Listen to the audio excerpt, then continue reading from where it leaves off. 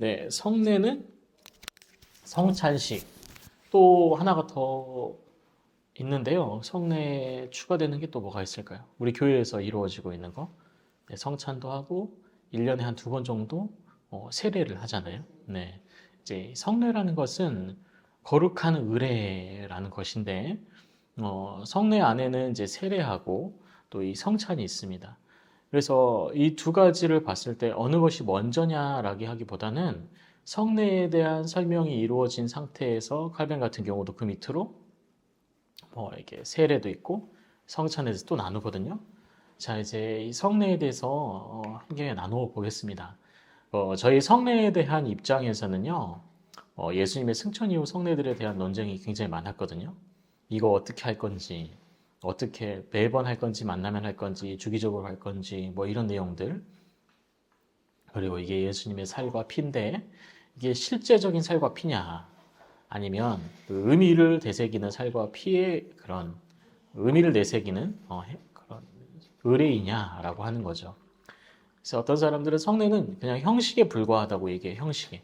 그냥 거기에 맞춰서 형식에 불과하다라고 하는 분들이 있고, 성례는 중요하기에 꼭 뭘 해야 된다? 숭배해야 된다라고 해요. 이제 가톨릭 교회 안에서는요, 이 성례가 그 영화 같은 데 보면 마술적인 것들 있잖아요. 막 그 사람을 막 살리고 막 그 뭐라고 해야 되죠? 막 병든 사람을 막 고치고 하는 부분들. 근데 그게 이 성례 때문에 이루어진다라고 직접적으로 얘기하는 사람들. 이제 그들이 가톨릭이에요. 지금도 가톨릭은요, 성유품이나 성유물 같은 것들을 그 성당 지하에다 모시거나 성당 교회 안에다가 모셔요. 뭐 팔뚝이나 손가락, 뭐 치아나 이런 것들 놓고 그것들을 숭배하죠. 자, 성례는 필수적인 것이 아니라 선택적인 것이라고 하는 사람들도 있어요. 성례는 해도 그만, 안 해도 그만이라고 생각을 하는데 어떻게 생각하세요? 네, 꼭 해야 되는 거잖아요. 그게 그쵸. 그래서 이 성례는 교회 안에서 바르게 이루어져야 되는데 그러기 위해서는 말씀 선포하고 이 성례가 동등하게 함께 이루어져야 된다는 것을 말하고 있는 거예요. 교회 안에서의 성례의 기능, 그 기능이 뭐냐면 저희가 계약을 맺거나 할 때 또 자기를 증명할 때 거기다 도장을 찍잖아요. 이 성례라는 것은 곧 예수 그리스도께서 오시고 또 예수 그리스도께서 우리를 죄 사해 주셨다는 것에 대한 확실한 도장이에요. 그러니까 우리가 이 도장을 계속 이렇게 반복해서 찍잖아요. 그 이유가 뭐겠어요? 예, 그 밑에 보면은 우리의 연약한 믿음은 믿음에 붙들어 놓기 위한 외적인 수단이거든요. 그러니까 연약한 믿음이에요. 연약한 믿음. 그래서 그 믿음을 믿음에 붙여놓기 위해서 계속해서 이런 행동들을 하는 거예요. 우리 집사님 군대 가시면 계속 처음에 들어가면 재직 훈련 하잖아요. 뭐 차렷부터 우로가 좌로가 멸중시원 이런 거 하잖아요. 근데 이게 한두 번 연습하는 게 아니고 계속 연습한단 말이에요. 잊어버리지 않기 위해서. 그런 것처럼 이 성례도 우리의 믿음을 계속 확증하고 그것들을 어떤 일에서 놓치지 않도록 하기 위해서 이렇게 하는 것이죠. 네, 성례는 우리의 믿음을 뒷받침한다고 합니다. 믿음 있는 사람들도 성례를 할 수는 있는데요. 그 성례에서 주어지는 은혜를 못 누려요. 제가 예전에 시골 교회에 저희 할아버지가 개척한 교회에 성찬 의식이 한 달에 한 번 정도 있었어요. 근데 믿지 않는 분이 온 거예요. 근데 이제 보통 저희는 세례자들 또 세례자들에 한해서 이거를 이제 먹도록 하잖아요. 이렇게 의식을 치르도록. 근데 조금 이분이 속인 거죠. 와가지고 성찬을 하는데 이게 술 냄새가 나고 빵하고 떡을 이렇게 빵과 이제 이 포도주를 마시는데 이 혼자 안 마시는 게 좀 그랬던 거예요. 그래서 손을 안 들고 그냥 이거를 하는데 성찬이 지나가는데 이렇게 한 잔만 이렇게 입에 넣고 묵상하는 게 아니고 연거퍼서 세네 잔을 하는데 그리고 나서 이분이 좀 이렇게 의식을 완전히 망가뜨렸잖아요. 조금 이렇게 취기가 올라와서 별로 좋지 않았던 일이 있었는데 이 성례라는 것은 이 얘기를 왜 말씀드리냐면 이제 성례는 우리의 믿음을 뒷받침하는 행위이기 때문에 믿음이 확증되지 않은 사람이 성례를 치르는 것에 대한 어려움들이 있어요. 그리고 그것으로 인해서 분명한 문제는 발생합니다. 성례의 목적은 연약한 성도를 경건하게 이르기까지 자라가게 합니다. 왜 그럴까요? 우리가 성례를 하면 우리의 마음이 어떻죠? 예, 그 준비하잖아요. 새벽부터 오늘 성찬식 있으면 준비하고 또 떡을 떼고 잔을 받을 때 우리가 막 회개하잖아요. 그리고 나서 입에 털어놓고 차마 씹거나 삼키지도 못하고 그것들을 머물고 있다가 묵상하다가 울음을 터뜨리기도 하잖아요. 그런 것처럼 성례의 목적은요, 우리 연약한 성도들의 경건, 계속 이런 회개와 자복을 할 수 있게끔 하고 그로 인해서 우리가 더욱더 하나님 앞에 세워지는 그 일들을 할 수 있도록 하는 것이 바로 이 성례의 기능이죠. 자, 성례의 범주 안에는 세례와 성찬이 있습니다. 세례하고 성찬은 우리 교회 안에 널리 퍼져 있고 그리고 당연히 해야 되는 거고 시행되어야 하는 것들인데요. 세례에 대한 논란들이 이제 많이 있죠. 이것들을 이제 침수례 할 거냐, 관수례를 할 거냐, 뭐 다양한 의견들이 있습니다. 그러니까 말 그대로 사람을 물속에 넣을 거냐, 아니면 손에다가 물을 해서 뿌릴 거냐, 아니면 머리에 얹힐 거냐, 뭐 이런 것들이에요. 성찬 같은 경우는 이제 국가별로 좀씩 다른 부분이 있습니다. 분명히 우리는 포도주와 빵을 사용하는데요. 아프리카 같은 경우는 여건이 안 되잖아요. 그래서 어떻게 하냐면 빵은 어떻게 밀은 구할 수 있고 이제 포도는 거의 자라지 않으니까 소젖이나 염소젖 같은 것들로 이제 대체하는 경우가 있다고 해요. 이제 선교적인 정황 속에서 그렇게 하는 것이기 때문에 거기에 대해서 이야기하시는 분들도 좀 있죠. 자, 든스 스코투스라는 사람은 이제 이 성례에 대해서 이런 얘기를 해요. 이 사람이 실은 속사도거든요. 그러니까 예수님의 제자들의 제자인데요. 하나님에 의해 제정되어 하나님의 은혜나 하나님의 은혜로운 행위를 효력 있게 나타내는 물리적인 표다고 해요. 그러니까 그것도 성례라는 것은 하나님의 은혜가 선포되도록 또 하나님의 은혜가 외적으로 드러나도록 하는 것이다 라고 하는 거예요. 그러니까 결국에는 하나님의 은혜가 뭘 통해서 드러난다? 세례와 성찬을 통해서 우리가 충분히 느낄 수 있는 것이라는 것이죠. 가톨릭은 그 내용은 저 추가 내용이에요. 앞에 있는 내용들은. 가톨릭은 이 성례를 7가지 성례로 나눕니다. 칠성례라고 하는데요. 자, 성례성사라는 게 있어요. 이게 성례성사가 우리가 진행하는 세례와 여기 있는 자료가 없어요. 세례라는 거예요. 세례. 세례가 무엇이냐면 저희 교회에서 하는 그러한 세례인데요. 보면은 이 세례를 받으면 어떻게 된다고요? 모든 처벌과 죄가 완전히 용서된대요. 이제 이 사람의 선한 능력을 부여받고 세례성사 받은 사람들은 사람과 완전성에 이르고 또 초자연적인 능력을 지니게 된다라고 해요. 자, 우리 영화 같은 데 보면 성수 막 이런 내용들도 나오죠. 그들이 조금 초자연적인 내용들을 좀 많이 숭상하는 편이고요. 성례성사라는 이 세례 의식은 완전히 그 죄를 씻어버리는, 그러니까 사람이 죄를 씻어버린다는 거거든요. 근데 우리의 견해는 좀 다릅니다. 우리가 온전히 구원받아서 원죄에서 멀어지긴 하였으나 우리 가운데 계속 뭐가 오죠? 죄가 계속 흘러와서 우리를 영향을 주는 거예요. 그래서 우리는 끊임없이 움직이는데 이들은 성례성사를 받으면 그것이 완전히 지워져 버린다라고 얘기를 하는 거죠. 물론 보면은 비상시에 평신도 혹은 불신자도 베풀 수 있다고 하잖아요. 이게 말이 됩니까? 안 되죠. 믿음이 없는데 어떻게 이런 성례성사를 할 수가 있겠어요? 세례를 줄 수가 있겠어요. 근데 가톨릭은 이렇게 합니다. 자, 견진성사라는 게 있어요. 견진성사가 뭐냐면 이제 봉사의 의무가 주어지는 것을 이제 얘기를 하는데 이 견진성사를 하게 되면 이제 그 책임 완수를 할 수 있도록 영적인 힘과 성숙함이 생긴대요. 세례를 받을 때 은혜가 더욱 굳게 되고 더 강해진다는 거죠. 중요한 것은 여기에 초자연적인 능력을 부여받는다는 건데요.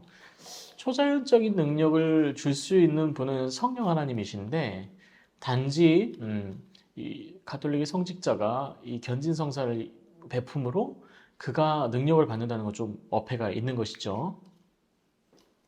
자, 다음은 성체성사입니다. 성찬은 그리스도의 실제 몸과 피를 받아 그리스도와 합일되는 성사이다 라고 하거든요. 네, 이들은 이제 성체성사가 뭐냐면 이게 또 그 저희가 얘기를 하는 그 성찬을 받는 이제 성례인데요. 보면은 그리스도의 피로 변하고 성찬을 참여하는 떡은 또 그리스도의 전체로 받아들이고 그래야서 합일이 된다라고 얘기를 하는데 이 부분에 있어서도 좀 논란이 있어야 되는 거죠. 어떻게 하나님 피와 살을 우리가 현장에서, 이 현현에서 그것들이 나타나느냐라고 하는 것들이죠. 그리스도의 생명과 죽음을 기억하는 것이 아니라 그리스도의 몸의 일부분을 기억하는 것이 된다라고 우리는 보고 있어요. 그러니까 이게 그런 거죠. 그냥 살을 먹고 피를 마시는 게 큰 의미가 있을까요? 그렇죠. 예전에 카발라이즘이라는 특수한 종교 행위가 있었어요.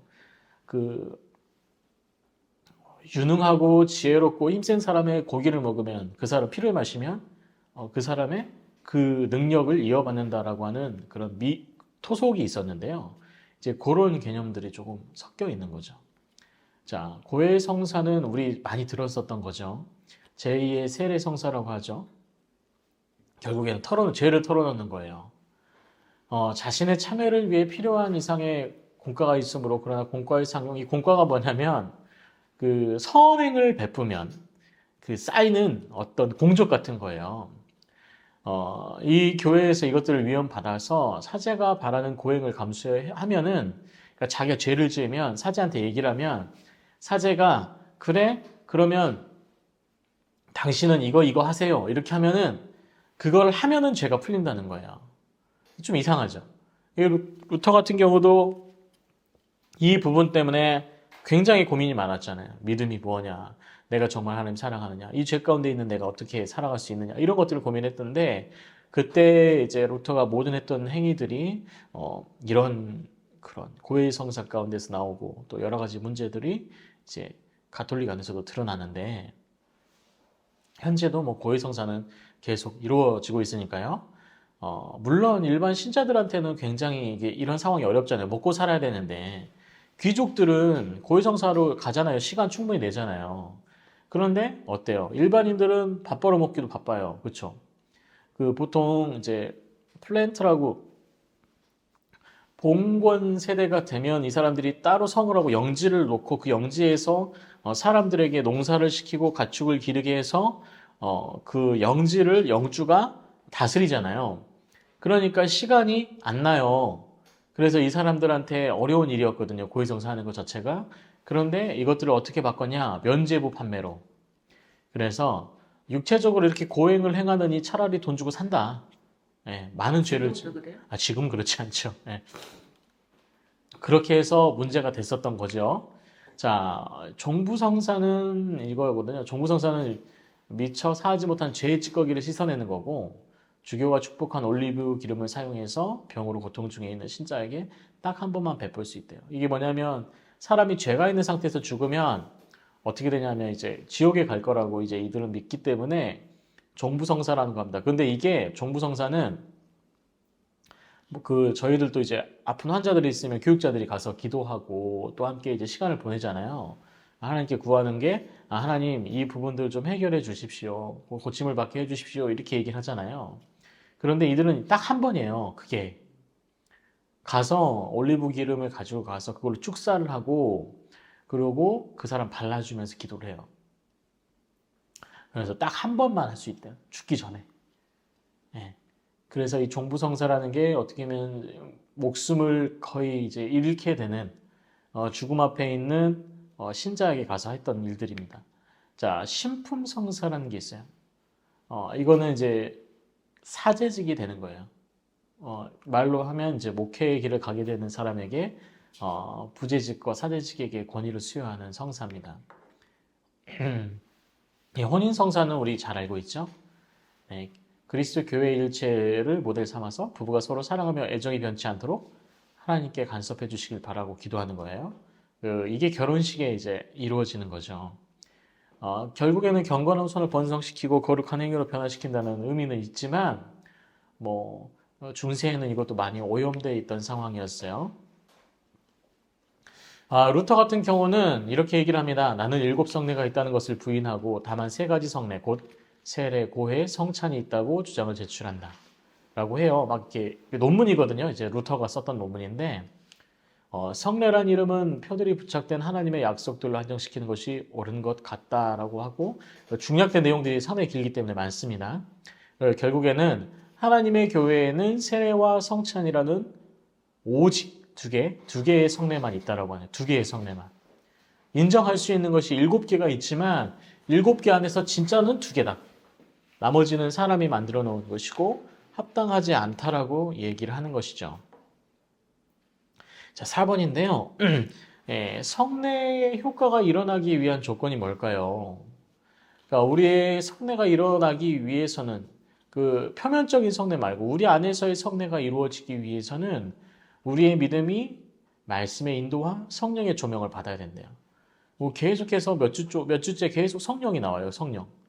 자, 성령께서 하시는 게 하나님의 말씀을 확증케 하시고 또 우리를 구원에 대한 신뢰를 가지게 하시고 또 이처럼 성례를 행할 때 우리 마음 가운데 은혜를 일으키고 감동을 일으켜서 또 이 성례를 행할 수 있고 또 받을 수 있게 하는 거죠. 자, 왕의 인장과 같다고 했어요. 이 성례 자체는 왕의 도장과 같아요. 그래서 이 도장을 찍지 않으면 무효죠.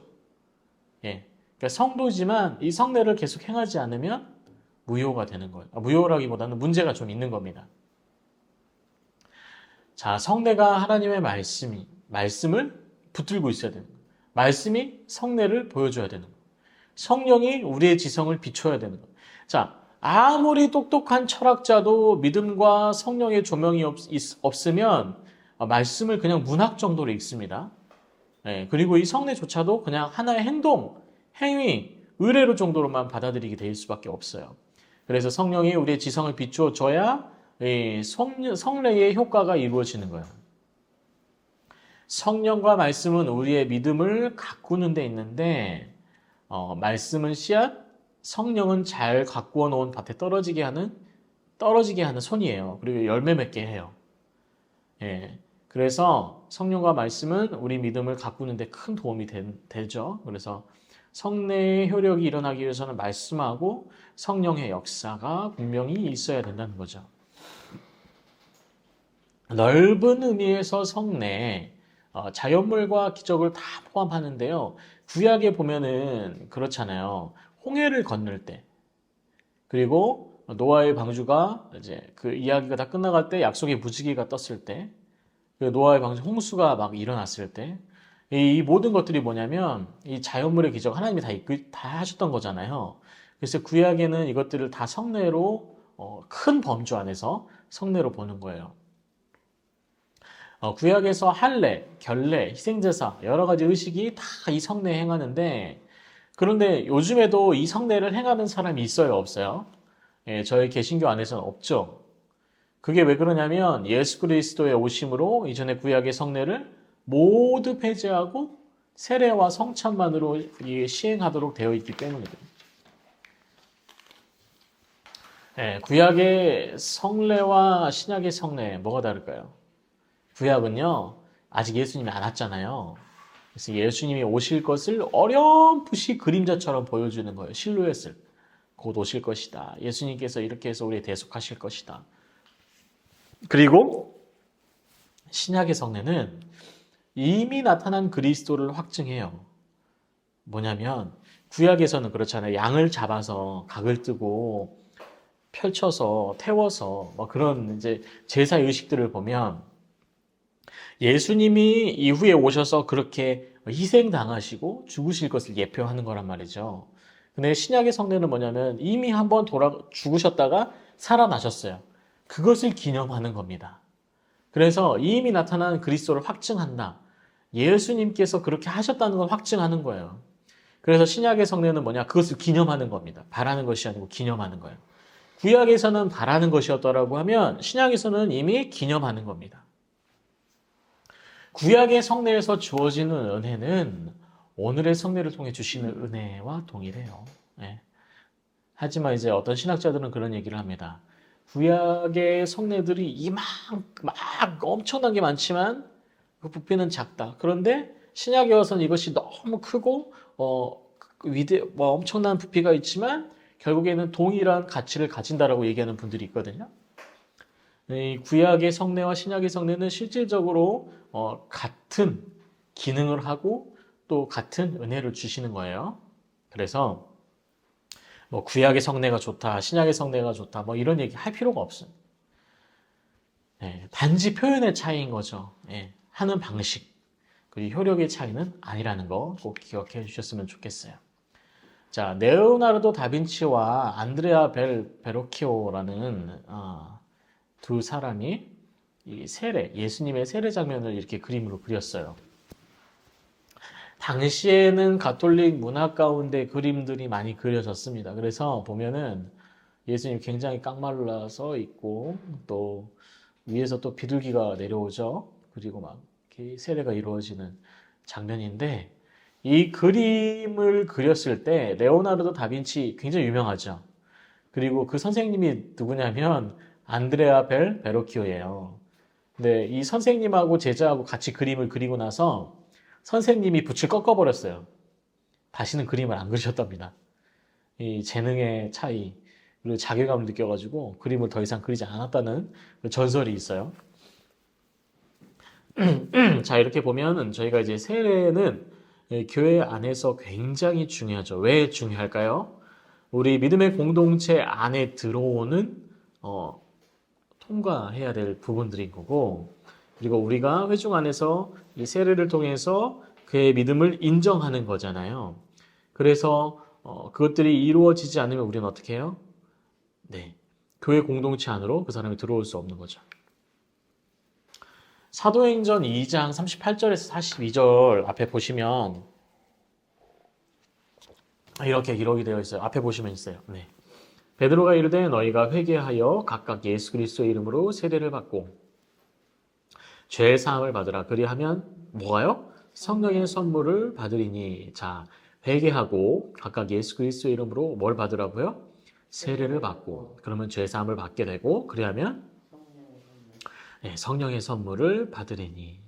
아까 이제 성찬의 경우, 그러니까 성례의 경우 모두가 믿음을 고백하고 세례 이후에 이루어지는 것들이잖아요. 이 약속은 너희와 너희 자녀와 모든 먼데 사람 곧 주 우리 하나님의 얼마든지 부르시는 자들에게 하신 것이라 하고 또 여러 말로 확증하며 권하여 이르되 너희가 이 패역한 세대에서 구원을 받으라 하니 그 말을 받은 사람들은 세례를 받음에 이날에 신도의 수가 3천이나 더하더라. 그들이 사도의 가르침을 받아 서로 교제하고 떡을 떼며 오로지 기도하기를 힘쓰니라 라고 하거든요. 이 세례의 놀라운 역사들이 사도행전에 그대로 기록이 되어 있어요. 그만큼 세례를 통해서 하나님이 부어주시는 은혜들이 있습니다. 그리고 이 세례를 통해서 믿음의 자녀로 그 삶을 시작하는 사람들이 이 세례를 꼭 받아야 되는 것이고 이 세례를 통해서 성령을 선물로 받기 때문에 이 세례는 당연히 우리 가운데 이루어져야 하는 것이죠. 이 세례의 의미는 예수 그리스도의 자녀가 되었음을 공포하는 것. 공포가 모든 사람들 공동체 앞에서 이것들을 선포하는 거잖아요. 예, 그래서 세례를 받음으로 교회 공동체의 일원임을 확증하는 것이 이제 바로 세례인 것이죠. 세례는 실은 굉장히 오랜 정통이 있어요. 유대 안에도 있고요. 고대 근동 안에도 이 물을 이용한 여러 가지 세례 비슷한 것들이 있었는데 오늘날에 이루어지는 이 세례 그리고 예수님과 예수님을 따르던 제자들 그 이후의 제자들이 이제 행했던 세례는 조금 이제 다른 부분인 거예요. 속죄하고 믿음의 공동체 안으로 들어오는 두 가지 요소를 가지고 있는 거거든요. 세례의 역할로서는 하나님이 우리의 모든 죄를 용서해 주셨다는 문서에 찍는 도장이 굉장히 중요한 겁니다. 모든 공문서이건 중요한 문서는 도장이 찍혀야 효용성이 있는 거예요.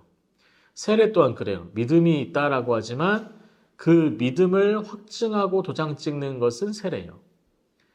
그래서 교인이라면 세례를 받는 것이 당연하죠. 하나님의 용서와 은총이 영원하심의 증거이고 세례를 기억하며 다시 마음을 격려해서 예수비로 속죄받음을 돌이키는 거죠.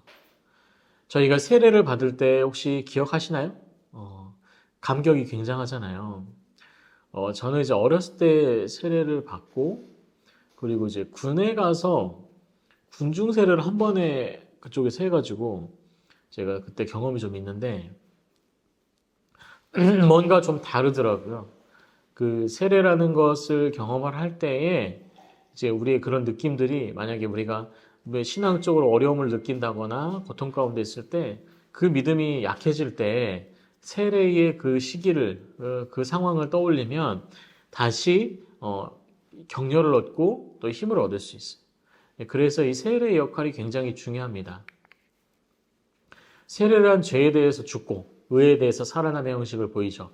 자, 세례 최초로 세례가 이루어졌던 형태는요, 베프티즘이에요. 베프티즘이 뭐냐면 사람을 물속에 넣어서 잠겼다가 다시 올리는 겁니다. 그러니까 그 죄된 사람은 물속에서 죽고 그리고 올라온 그 사람은 새 사람이라는 거죠. 그래서 이 세례는 죄에 대해서 죽고 의에 대해서 살아남의 형식을 보이고 바른 믿음으로 세례를 받을 시 자신의 욕망과 욕심을 소멸시킨다고 하거든요. 근데 그게 소멸시켜지는 게 내 안에서 알아차려지는 건데 그런 거죠. 우리가 바른 믿음과 세례를 받으면 우리 마음의 다짐이 어떻게 오죠? 그래, 내가 지금까지 했던 이 안 좋은 행위들을 하지 않아야겠다라는 분명한 마음이 생기는 거예요. 그래서 이 이야기를 여기서 하는 거거든요. 세례는 예수 그리스도의 생명의 접붙임의 의미거든요. 자, 세례 왜 그리스도의 생명의 접붙임을 받는 것이냐? 디도서 3장 5절에 있어요. 제가 따로 찾아보라고 말씀드리려고 했는데 제가 찾아서 직접 읽어드릴게요. 디도서 3장 5절이거든요. 네. 보면 이렇습니다. 우리를 구원하시되 우리가 행한 바 의로운 행위로 말미암지 아니하고 오직 그의 긍휼하심을 따라 중생의 씻음과 성령의 새롭게 하심으로 하셨나니. 중생의 씻음, 다시 삶의 씻음과 성령의 새롭게 하심으로 하셨다라고 합니다. 이게 뭐냐면 흔히 말하는 족보가 바뀐 거죠. 영영 죽어야 될 죄인에서 이제 영원한 생명의 가정으로 입양이 되는 거예요. 네. 그리고 입양되었으니까 이 영원한 생명의 집의 가족이잖아요. 그래서 예수 그리스도의 영원한 생명에 접붙임 바 되었다라고 할 수 있는 겁니다. 자, 결혼 반지의 의미와 세례는 동일하다고 합니다. 저는 이제 결혼한 지 얼마 안 됐고 그래서 이제 결혼 반지를 끼고 있지만 이제 결혼 반지를 이제 끼고 있는 행위가 어떤 억제력이 있잖아요. 내 스스로 또 다른 이성을 대할 때 조심스럽게 대하고 또 결혼했다는 것을 계속 상기시키고 또 이 또한 그 기쁨의 날을 한 번 더 상기시키는 요소가 바로 이 결혼 반지인데요. 이 세례의 역할도 이거라는 거예요. 내가 세례 받았지. 세례 받았는데 그렇지, 내가 죄된 사람에서 죄가가 있는 사람에서 온전한 생명의 사람이 되었지. 그것들을 기뻐하고 그리고 그것을 기뻐하게 되는 것이라고 하는 거죠. 그래서 세례는 단순하게 사람이 물에 잠겼다가 올라와 그냥 교회의 구성원이 되는 게 아니에요. 정확히 말하면 아까 말씀드렸다시피 족보가 바뀌는 겁니다. 명령시 받았어요. 어? 세례를 받을 때 네네. 이런 내용을 공부하지 않았기 때문에 오, 예. 그냥 그때는 그냥 받은 거야. 지금 공부 이런 걸 모르고 그냥 세례를 받았기 때문에 네. 기쁨도 없었어요. 아하, 네. 그 어떻게 모르고 모르고 세례를 어떻게 아니 이제 세례 받으라고 하니까 받은 거야. 그렇죠. 그렇게 하는 경우가 있더라고요. 예, 공부가 완전 이게 체계적으로 체계적으로 예, 공부를 안 하는 교회 안에서 사역이 이루어져 원래 이제 세례를 주기 위해서는 어떻게 돼 있냐면 이 세례 의식이 무엇인지 공부를 충분히 하고 그러니까 공부를 하고 그쵸. 받아야 이게 되는데 공부를 네. 안 하고 받으니까 아무 의미도 없이 그냥 받은 거. 네, 그렇죠. 그러니까 이 깔뱅이 이런 얘기를 하는 이유가 있어요. 당시 어떤 일이 있었냐면 저희는 이제 오늘날을 살아가려면 주민등록증이 있잖아요. 근데 당시에 그 세계를 살아가려고 하면 카톨릭이 정치고 보고 꽉 잡고 있었기 때문에 이 세례를 받으면 이 세례가 주민등록입니다. 그럼 세례를 안 받으면 어떻게 될까요? 이단으로 찍히고 그 안에서 살 수 없게 되는 거예요. 그래서 이 세례와 관련해서 좀 이렇게 교회에서 안 해도 큰 사건들이 몇 개가 있어요. 그 중에서도 이제 아나베프티스트라는 사람들이 등장을 하는데 그 사람들이 뭐라고 하냐면 어렸을 때 이제 유아 세례를 받잖아요, 당시에도. 근데 자각이 없고 생각이 없는 아이가 이 세례를 받은 것이 옳으냐라고 얘기를 하는 거죠. 어떻게 생각하세요? 부모가 책임져야 되니까. 그렇죠. 맞아요. 이렇게 유아 세례 줄 때 어떻게 얘기를 하죠? 그 부모가 자녀를 그렇게 길러줄 것을 우리는 믿고 준다라고 하거든요.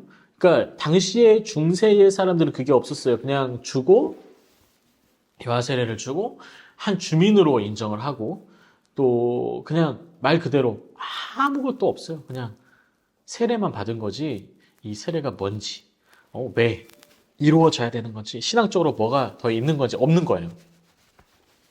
그래서 이 세례의 역할이라는 게 굉장히 중요해요. 오늘날에도 마찬가지입니다. 그래서 이 세례라는 것은 군대에 가면은 보통 이런 식으로 받아요. 세례를 그냥 군중사를 그냥 단체로. 단체로 받는데 참 침례 교육도 그러니까 그래. 잘못한 거야. 물에 집어넣었다가 네. 빼면은 저도 끝이야. 침례를 받았거든요. 저도 침례예요. 그래서 그렇구나. 네. 저 이제 침례교단 안에서도 이제 달라요. 물속에다 왜 집어넣어서 이렇게 해야 되나? 왜 옷 다 젖고 네. 한강 가서 받았거든요. 그래요. 그래서 보통 이제 이 침례도 밥디조 마이 뭐 이렇게 이제 헬라어로 보면은 그런데 베프티즘이라고 해서 사람이 물속에 들어갔다 나오는 게 이제 보통 성경에 기록된 대로 하는데 이후에 나올 거예요. 그 내용이 왜 오늘날에는 관수례를 하느냐 이제 이런 얘기들이 나올 거예요. 자, 세례 후에 죄를 짓는 것은 세례가 취소가 될까요? 안 될까요? 안 되죠. 만약에 제가 세례 후에 사람을 살인을 했어요. 어떤 의미에 있어서. 그러면 세례가 취소가 되느냐? 아니죠. 세례를 했기 때문에 세례를 받음과 동시에 그러니까 하나님의 자녀가 됐지만 우리가 어떠한 죄과에 의해서 죄의 침투로 인해서 그 행위를 한 것에 대한 건 이 사람이 지은 죄이지 세례의 취소를 가져오는 구원의 취소를 가져오는 것은 아니에요. 자, 세례의 시행 성부와 성자와 성령의 이름으로 주어야 하죠. 우리 다 기억하시죠? 성부와 성자와 성령의 이름으로 세례를 주노라 해서 하죠. 그 이유가 무엇이냐면 이 세례를 주시는 분이 곧 하나님, 성부, 성자, 성령의 이름으로 주어진다는 것. 그리고 이제 모든 사람들한테 공포돼요. 그 공포된다는 게 교회 공동체 안에서 공개적으로 하잖아요. 어디 숨어서 안 하잖아요. 그럼 이제 교회 공동체 안에서 교회 예배의 함께함을 나타내는 거예요. 목사가 이것을 이제 임의적으로 준 것이 아니라 우리 교회의 온 회중이 하나님께 구하고 하나님께서 이 세례를 시행했다라고 하는 거예요. 자, 그리고 세례에 대한 잘못된 인식들이 있어요. 세례는 그냥 입문의식이다. 교회에 왔으니까 교회에서 그냥 잘 이렇게 보내기 위해서 입문한 거다. 이렇게 생각하시는 분들이 있고요. 또 세례의 효력은 물 자체에 있다. 가톨릭에서 얘기하는 성수. 성수는 소금하고 어떤 것들을 좀 넣는 그런 거라고 하거든요. 근데 이제 뭐 영화처럼 무슨 악을 무찌른다거나 막 이런 효력이 있다라고 하는데 이 물로 이제 세례를 주는 건데 이게 물의 이 효력이 있는 것이 아니라 바로 이 세례를 베푸시는 하나님께 능력이 있는 거잖아요. 그러니까 이것을 좀 기억을 해야 되는 거고 세례 이후에 짓는 모든 죄는 세례의 힘으로 용서된다? 아니죠. 세례는 세례고 죄는 죄입니다. 예, 구원에 이르게 됐지만 죄에 빠진 사람, 그 죄에 대한 해결을 위해서 열심히 살아가야 되는 거고 하나님께서 그 죄를 벗겨주시도록 그 자기의 삶을 하나님 앞에 내어 던져야 되는 거죠. 자, 당시에 이 세례에 대한 그 많은 문제들이 있죠. 오늘날에도 마찬가지고요. 세례는 그냥 세례일 뿐이다라는 거 아니에요. 세례는 굉장히 신성한 성례입니다. 모든 것은 성부, 성자, 성령의 이름으로 주어지고 또 우리 모든 교회가 인정합니다. 저희가 세례 받을 때 교인들 잠깐 일어나 주십시오. 일어나잖아요. 이 세례에 대해서 누구누구 씨는 누구 이렇게 하면서 세례를 받았음을 공포합니다. 그러면 박수 쳐주잖아요. 이처럼 그 세례는요, 일생에 한 번이지만 굉장히 중요한 거죠. 일생에 2번 받는 사람도 있어요. 근데 이분들 같은 경우는 예전에는 이제 이들을 아나베프티스트라고 했습니다. 아나베프티스트. 어릴 때 받았는데 어른이 돼서 다시 받습니다. 그래서 어떤 일이 벌어지냐? 너희는 세례를 2번 받아? 이단이다. 그래가지고 그 큰 그 천 보자기 있죠. 천 주머니에다가 돌을 넣고 사람을 넣고 위에다 이렇게 쪼매가지고 흐르는 강물에 던져버리는 거예요. 그래서 굉장히 많이 죽었어요. 그래서 이 나중에 어떻게 되냐면 그 세례가 정부와 정치와 연결되어 있었다 그랬잖아요, 당시에. 그래서 이들 아나베프티스트들은 무정부주의자들이 있었습니다. 무정부주의자들. 나라가 없어요. 떠들고. 그 이야기들이 나중에 교회사에는 등장을 하거든요. 자, 진정한 세례를 위한 조건은 뭘까요? 말씀의 약속. 약속을 믿을 때 약속으로 살아 남아 일하심이 일어나는 거예요. 살아남의 일하심. 그게 뭘까요? 약속으로 다시 우리가 부활할 것을, 그 부활에 하나님께서 일하실 것을 약속을 믿는 거죠. 자, 세례는 영원한 용서를 보장하는 하나님의 도장이에요. 꽝 찍는다고 했죠. 왜 우리가 영원한 용서를 받는 하나님의 도장일까? 세례는 세례 받는다는 것은 말씀을 알고 믿음의 사람으로 들어왔고 죽음에서 생명으로 옮겨진 사람들이잖아요. 자, 모든 것의 주체는 하나님이신데 예수 그리스도의 대속으로 인해서 우리가 죄에서 자유함을 얻었습니다. 하지만 우리 가운데 끊임없이 죄가 침투하죠. 왜 그러냐면 그것은 아직도 사탄이 활개치고 있으니까 끊임없는 죄가 우리 가운데 흘러 들어와요. 근데 그것에 대해서 우리가 실족할 것이 아니라 끝없이 죄를 짓지만 그 죄에 대해서 아파하고 슬퍼하고 죄가에 대해서 고민해야 된다는 거예요. 하나님은 그것을 원하시는 거예요. 그러니까 세례를 받아서 우리가 영원한 용서를 받았다. 그러면은 뭐 앞으로 모든 죄 그냥 내가 짓고 살지라고 하는 사람들이 등장을 하지만 이 사람들은 잘못된 사람들인 거예요.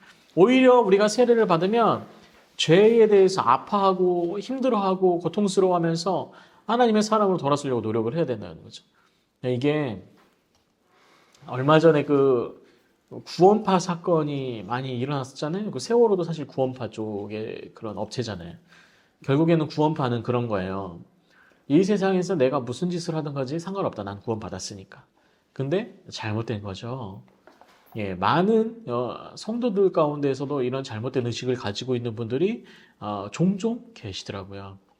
우리가 분명히 구원에 이르렀지만 또 우리가 은혜를 입어서 죄에서 멀어졌지만 그 죄에 대해서는 우리가 너무 철저하게 무시할 게 아니라 아파해야 되는 거예요. 우리가 지은 죄에 대해서 아파해야 되는 거고 그 아파함으로 인해서 우리가 은혜를 더 누리니까 세례가 맞는키긴 하지만 정확히 말하면 앞으로의 죄 모두 다 사한다? 아니요. 용서를 하시지만 사해 주시진 않습니다. 네, 영원하신 그리스도의 피의 은총에 대한 약속이에요. 자, 우리를 위해서 피를 흘렸던 예수 그리스도의 은총, 그 은혜라고 하죠. 은총이 은혜에 대한 약속이에요. 값없이 우리를 위해서 피 흘리셨고 값없이 우리의 죄를 사해 주셨기 때문에 그에 대해서 우리는 온전하게 받아들이고 또 은혜 가운데 나가는 약속이라고 봐야 되는 것이죠. 자, 그렇다면 세례는 주는 사람에 따라서 달라질까요? 예, 세례를 주는 사람이 달라도 세례의 교훈이 같아요. 세례의 교훈은 같습니다.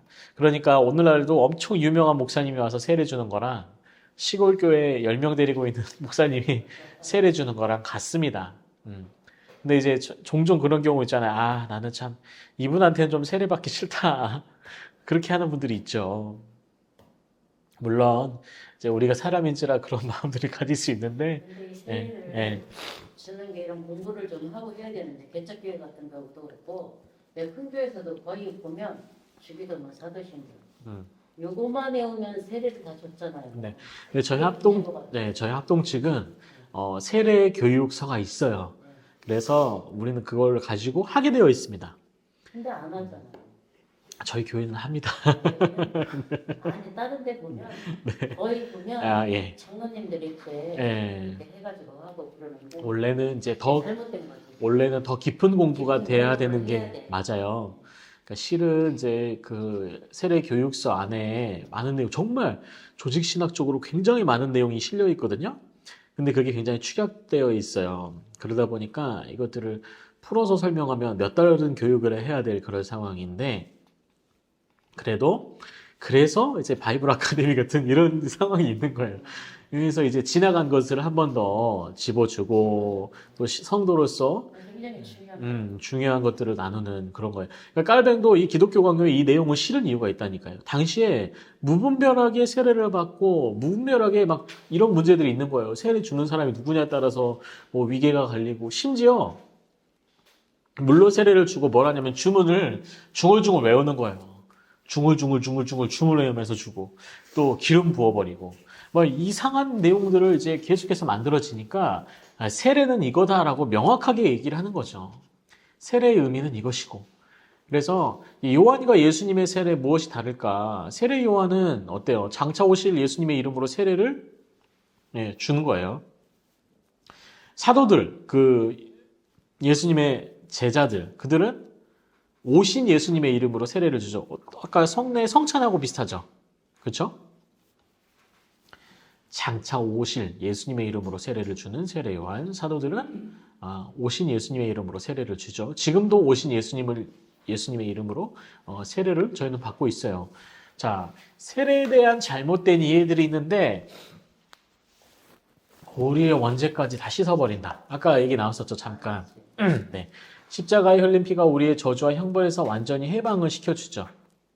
그렇지만 육신의 정욕에서 벗어나지 못하고 우리가 세례받고 신앙생활 하지만 계속 죄를 짓는 이유가 뭐냐면 죄가 끊임없이 지속적으로 우리를 침투해 오거든요. 그래서 우리가 이 죄에 대해서 이기려면은 말씀과 또 기도와 또 이 성례전과 또 뭐가 있어요? 말씀, 기도, 성례전. 또 이런 것들로 우리가 이 죄에 대한 방어 능력을 기르는 거거든요. 우리 믿음을 지키고 신앙을 지키면서. 그래서 세례에 대해서 잘못된 이해들은 십자가에 흘린 피가 우리의 저주와 형벌에서 완전히 해방시켜 준다는 거. 그런 것들을 좀 잘 보시고 육신의 정욕에서 벗어나지 못하게 죄의 지속적인 침투가 이루어지기 때문에 그런 거예요. 자, 우리는 죄를 지어요. 죄를 지을 수밖에 없습니다. 그렇죠? 이유는 우리는 끊임없이 전투 중이죠.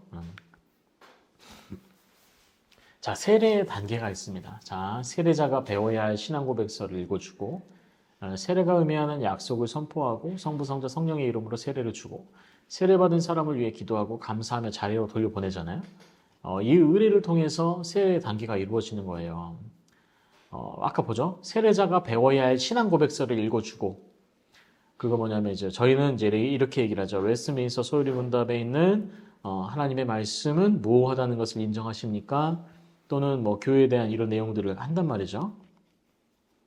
그 웨스트민스터 소유리 문답은 왜 필요하냐면 우리 장로교 신앙에 대한 명확한 답변이거든요. 그래서 그걸 가지고 고백을 할 수 있도록 하는 거예요. 그래서 세례가 의미하는 약속을 선포해요. 세례는 무엇을 의미합니다. 라고. 그리고 나서 하나님의 이름으로 성부, 성자, 성령의 하나님의 이름으로 세례를 주죠. 그리고 세례받는 사람을 위해서 기도하고 감사하며 자리를 돌려보내는데 이때 같이 회중이 같이 기도하잖아요. 그렇죠? 그 이유가 뭐냐면 이 사람 혼자서 신앙생활할 수 없다는 겁니다. 모두가 함께 이를 위해서 기도하고 그 믿음을 이겨낼 수 있도록 또 믿음으로 살아갈 수 있도록 하는 거죠. 세례에 대한 논란들이 종종 있습니다. 아까도 말씀드렸다시피 당시 중세에는 주문, 촛불, 성유, 숨을 내쉬는 행위가 추가돼요. 그래서 죄를 내쉬는 거, 이런 것들을 시키거나, 성유를 부어서 문지르고 닦거나, 또 촛불 사이에서 하거나, 주문을 중얼중얼 외우면서 하거나, 이런 것들이 중세에는 있었어요. 그래서 이것은 잘못된 거죠. 완전히 잠기느냐, 3번 잠기느냐, 물을 뿌리느냐. 예, 고대교회는 침례를 세례를 주었다라고 합니다. 침례. 사람을 이제 잠겼다가 빼는 거. 그런데 이게 교회의 상황에 맞도록 적용해야 되는 거예요. 충분히 물이 있고 하천이 있는 곳에 가면 당연히 사람을 물 속에 넣을 수 있잖아요. 그런데 물이 귀하고 없는 곳에서 어떻게 해야 돼요? 성례를 행해야 되는데. 그러면 물을 이렇게 받아가지고 당연히 머리에 얹게 되겠죠. 그렇다고 그게 그 세례에 대한 능력과 기능이 없는 걸까요? 아니죠. 이것은 어떤 형식을 벗어났지만 의미를 가지고 있는 겁니다. 그래서 아프리카에서 소나 양의 우유를 가지고 성찬을 하는 것과 같은 거죠. 그 우유로 성찬을 하면서 그들이 떠올리는 건 예수 그리스도의 살과 피거든요. 마찬가지로 이 세례를 받으면서 그 의미를 충분히 숙지하고 고민하고 묵상할 수 있게 해주는 것. 그리고 그렇게 행했을 때 세례가 온전히 이루어진다는 거예요.